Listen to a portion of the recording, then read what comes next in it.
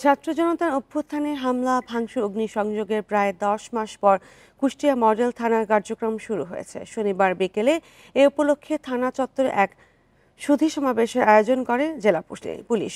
অনুষ্ঠানে অভ্যুত্থানে দায়ের হওয়া হত্যা মামলার তদন্ত প্রসঙ্গে সাংবাদিকদের এক প্রশ্নের জবাবে খুলনা রেঞ্জের ডিআইজি রেজাউল হক বলেন, মামলাগুলো রেঞ্জ অফিস ও পুলিশ হেডকোয়ার্টার মনিটরিং করে।